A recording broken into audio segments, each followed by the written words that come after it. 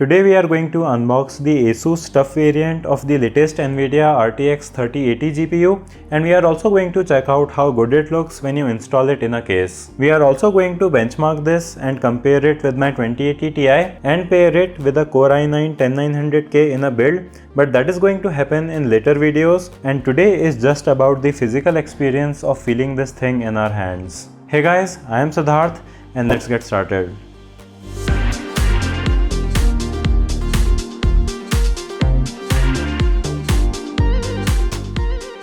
So well, here is the box, and it is a pretty standard packaging with the features mentioned.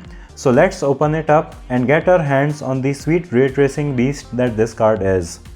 Let's keep the card aside for now so I can make this video longer and take out the certificate of reliability, because you really wouldn't want to get something unreliable at its price of 71,000 Indian rupees. Then we get this blue card which tells you more details about its toughness, and then there is a thank you card.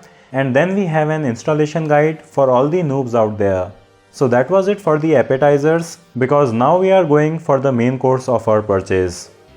And guys, I think that it must be visible on the camera how hefty, heavy and high quality this card is.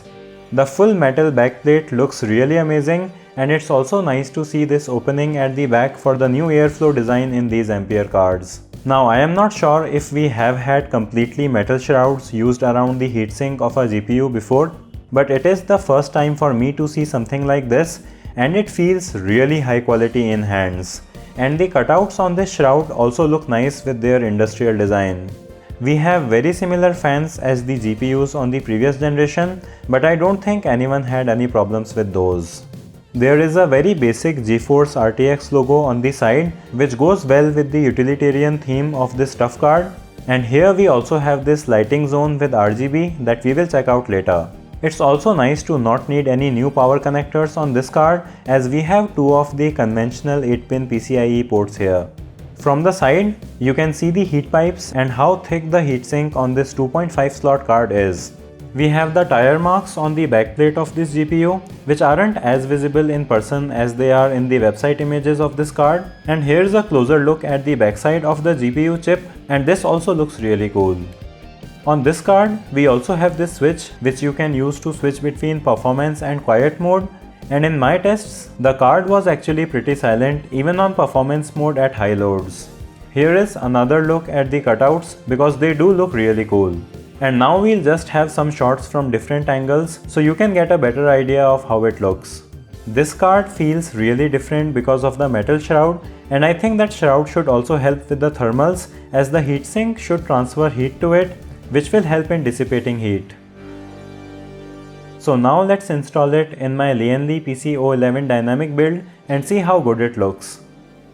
And so this is how it looks when you turn the lights on. We have a small RGB zone that lights up, but we couldn't control it because the Aura software is not yet updated to detect it, and it is nice if you want a simple looking card, but I am personally more of a vertical mount guy, so let's check out how good it looks with that. And now here is our first look at it mounted vertically, and I have to say that it looks much nicer. As is the case with most GPUs, the illuminated strip of RGB also looks really neat, and it will of course look much nicer when we are able to control its RGB. So if you want an extremely well built card that doesn't have an overcomplicated design, you can go for this. I think this would have suited the best in the TUF GT501 case that I built my big TUF build in, but it still doesn't look out of place in other cases. So that was our first look at this Asus RTX 3080 TUF Gaming. Don't forget to subscribe so you don't miss out on the benchmarks and the build with the 10900K. Give this video a thumbs up if you liked it, or a thumbs down if you disliked it. Subscribe with bell. Thanks for watching, and I'll see you in the next one.